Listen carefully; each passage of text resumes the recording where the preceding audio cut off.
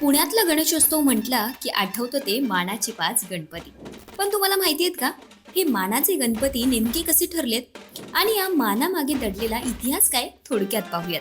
मानाचा पहिला गणपती कसबा गणपती हा पुण्याचा ग्रामदैवत म्हणून ओळखला जातो.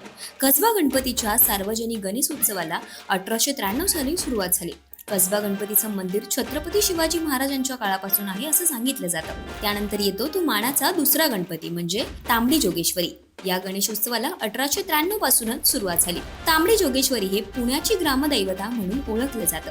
तांबडी जोगेश्वरी गणपतीच्या मूर्तीचे दरवर्षी विसर्जन केलं जातं आणि दरवर्षी नव्या मूर्तीची प्रतिष्ठापना केली जाते. पुण्यातील मानाचा तिसरा गणपती म्हणजे गुरुजी तालीम मंडळाचा गणपती. गणेशोत्सव सुरू करण्यापूर्वी 5 वर्ष आधीच या गणपतीचा उत्सव सुरू झाला. हिंदू मुस्लिम ऐक्याचं प्रतीक म्हणून हा गणपती ओळखला जातो. मानाचा चौथा गणपती दक्षित तुळशीबागवाले यांनी 1900 साली गणेशोत्सवाला सुरुवात केली. उत्कृष्ट देखाव्यासाठी हा गणपती प्रसिद्ध आहे. त्यानंतर पुण्यातील शेवटचा आणि मानाचा 5वा गणपती म्हणून केसरीवाड्यातला गणपती ओळखला जातो. 1905 पासून टिळकवाड्यात या गणपतीचा उत्सव सुरू व्हायला सुरुवात झाली. मानाच्या 5व्या गणपती उत्सवात लोकमान्य टिळकांचं व्याख्यान होतं. गणेशोत्सवाचं स्वरूप बदललं. मिरवणुकीत लाईट्स आणि डीजे आले, पण या मानाच्या गणपतींचं महत्त्व आजही कमी झालेलं नाहीये.